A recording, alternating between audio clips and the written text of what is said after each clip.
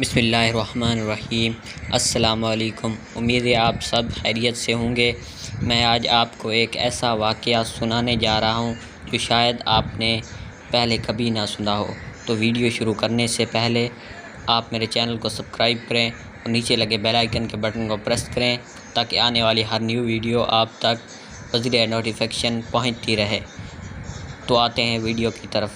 ہم اکثر خبر سنتے ہیں کہ کسی ملک میں ہوائی جہاز تباہ ہو گیا اور طیارے میں سوار تمام مسافر ہلاک ہو گئے۔ یہ خبریں ہر سال درجنوں مرتبہ سننے کو ملتی ہیں۔ ہر سال ہوائی جہاز کی تباہی کی وجہ سے سینکڑوں افراد ہلاک ہو جاتے ہیں۔ کبھی یہ خبر سننے کو نہیں ملتی کہ ہوائی جہاز تباہ ہو گیا لیکن مسافر محفوظ رہے۔ ہم سب کی آج کی تحریر میں آپ کو ایک ایسی سچی داستان سنانے جا رہا ہوں جس میں ایک طیارہ تباہ ہو گیا تھا لیکن اس طیارے میں سوار مسافر محفوظ رہے۔ سال تھا 1972 کا۔ اس سال بھی ایک مسافر طیارہ خوفناک حادثے کا شکار ہو کر تباہ ہو گیا تھا لیکن اس طیارہ حادثے میں کچھ مسافر محفوظ رہے اور صحیح سلامت گھر پہنچ چکے تھے۔ گھر پہنچنے کے بعد ان لوگوں کو گرفتار کر کے کچھ عرصہ کے لیے جیل میں ڈال دیا گیا۔ الزام یہ تھا کہ واپس آنے والے افراد نے کچھ مردہ افراد کا گوشت کھایا تھا۔ زندہ بچ جانے والوں کو آدم خور کہا گیا اور عوام نے ان سے نفرت کا اظہار کیا۔ یہ حادثہ کیوں ہوا اور کیسے کچھ مسافر محفوظ رہے؟ اکتوبر 1972 کا روز تھا۔ رگبی کے کچھ کھلاڑیوں کو ہر صورت ایک اہم میچ کھیلنے کے لیے چلی جانا تھا اور اس وقت ان کھلاڑیوں کو جلدی میں کوئی فلائٹ نہیں مل رہی تھی۔ جو فلائٹ چلی جا رہی تھی اس کا کرایہ بہت مہنگا تھا، اس لیے تمام کھلاڑیوں نے مل کر پیسے جمع کیے اور پرانا طیارہ کرائے پر لے لیا۔ اس طیارے کا نام تھا فیئر چائلڈ FH-200-27D۔ اس دور میں اس جہاز پر مسافر بیٹھنے سے ڈرتے تھے۔ وجہ یہ تھی کہ یہ مشہور تھا کہ فیئر چائلڈ طیارے کا انجن کمزور ہوتا ہے اور اس کا وزن زیادہ ہوتا ہے۔ اس طیارے میں کل 45 مسافر تھے جس میں کھلاڑیوں کے علاوہ ان کے خاندان کے کچھ افراد اور 5 افراد پر مبنی طیارے کا عملہ تھا۔ ان سب کو چلی کے دارالحکومت سنتیاگو پہنچنا تھا۔ سفر شروع ہوا لیکن ارجنٹینا میں جہاز کو روکنا پڑا کیونکہ ارجنٹینا کے جس راستے سے جہاز کو جانا تھا وہ پہاڑوں میں خوفناک طوفان آ چکا تھا۔ پہاڑوں میں طوفان کی وجہ سے تباہی کا سماں تھا۔ کھلاڑیوں کو تو ہر صورت میں چلی پہنچنا ہی تھا، اس لیے ان کھلاڑیوں اور ان کے فیملی ممبران نے ایک دوسرے روٹ سے جانے کا فیصلہ کر لیا۔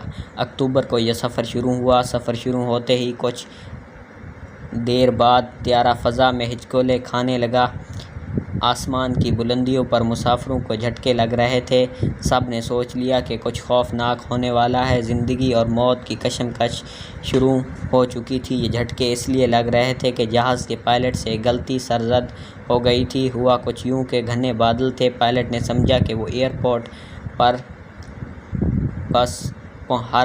بس پہنچنے کو ہی ہے، اس لیے اس نے ہوائی جہاز کو بلندی سے نیچے کر دیا، لیکن حقیقت یہ تھی کہ ایئرپورٹ ابھی بہت فاصلے پر تھا۔ پائلٹ کو جب احساس ہوا اس نے جہاز کو بلندی پر لے جانے کی دوبارہ کوشش کی۔ اس جدوجہد میں جہاز کا پچھلا حصہ برف پوش پہاڑی سے ٹکرا گیا جس سے جہاز کا پچھلا حصہ مکمل طور پر تباہ ہو گیا۔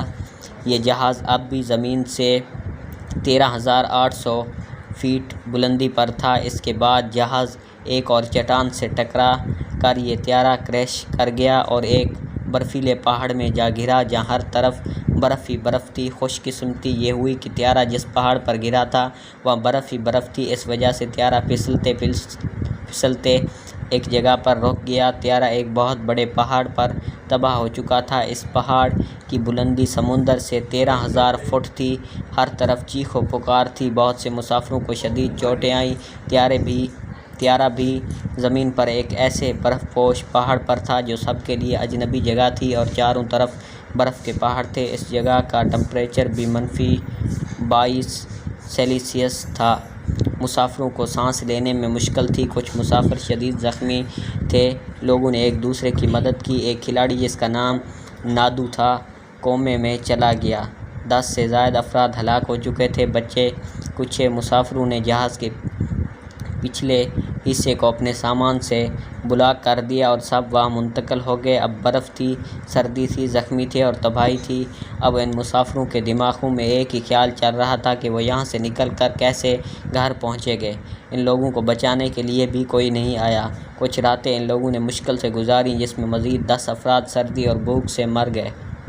سلسلہ یہ چل نکلا کہ سردی سے ہر روز اموات واقع ہونے لگیں۔ ریسکیو کے لیے کوئی امداد اس لیے نہ بچی کہ باہر یہ خبر چل رہی تھی کہ مسافر طیارہ گھر کر تباہ ہو چکا ہے، جس میں تمام مسافر ہلاک ہو چکے ہیں۔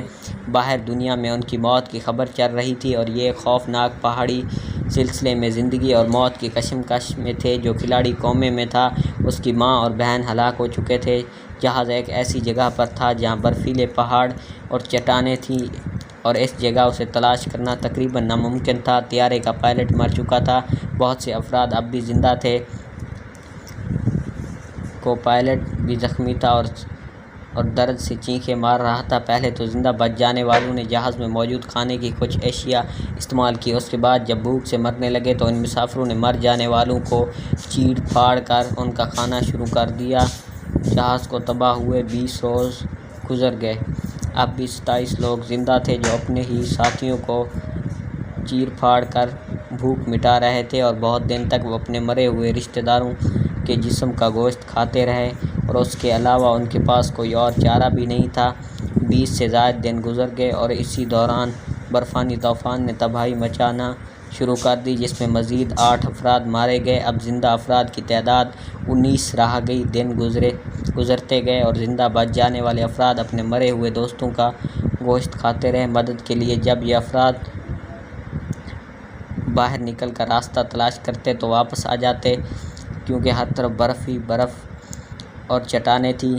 اب برف تھی اور جب سورج کی روشنی اس برف پر پڑتی تو ان لوگوں کو کچھ نظر نہ آتا۔ اس ماحول میں یہ زندہ تھے، سب کو یقین ہو چلا تھا کہ ایک دن وہ بھی مر جائیں گے، کیونکہ زندہ رہنے کی ان کی امید ختم ہو رہی تھی۔ اب صرف 16 افراد زندہ تھے اور زندگی سے نا امید تھے، موت کا انتظار کر رہے تھے۔ ان سب نے مل کر فیصلہ کیا کہ یا تو یہاں پڑے پڑے ٹھنڈ اور دھوپ سے مر جائیں گے، یا پھر ان برفیلی چٹانوں کو شکست دیتے ہوئے کس طرح چلی پہنچیں۔ چلی اب بھی ان پہاڑوں سے 70 میل دور تھا۔ ان میں سے 2 افراد کو یہ ٹاسک سونپا گیا کہ وہ کسی طرح چلی پہنچے۔ یہ 2 افراد نکل پڑے۔